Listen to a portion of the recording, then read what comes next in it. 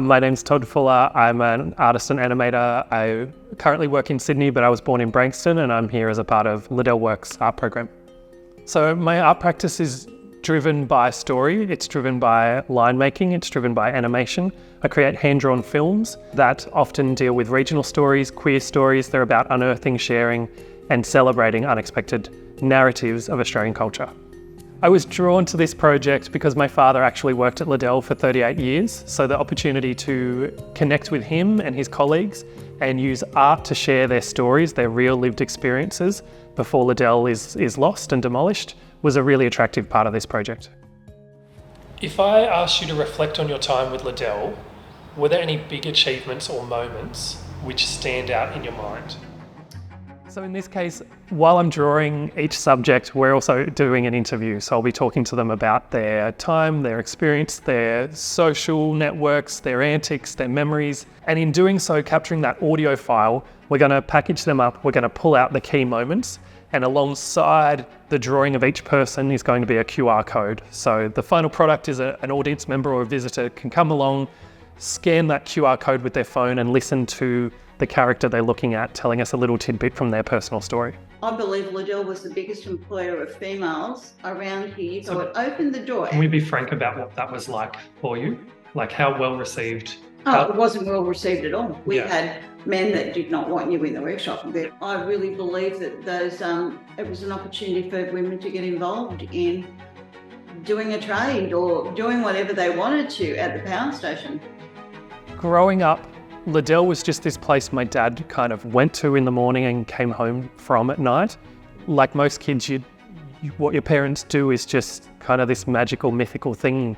So that's why this project has also been really exciting, because I've got to sit down with him, have a beer, draw him and understand where he went for those 7 hours every day.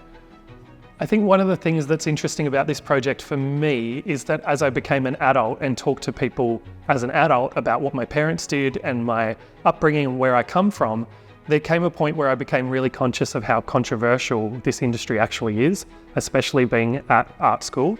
And so I kind of hid or was a little bit coy about when I would say what I would say my dad would do, because I just didn't want to get into that kind of environmental, political conversation. And that's not to disregard or dismiss how important that political environmental conversation is.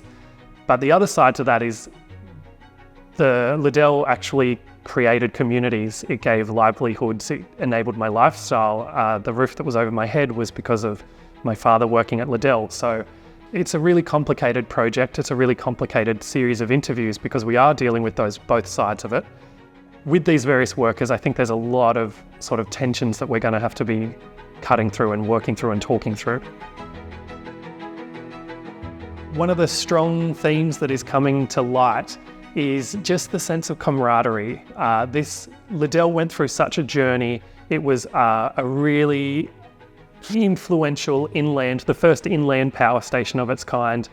There were some incredible technologies that were pioneered by these characters to keep this plant running.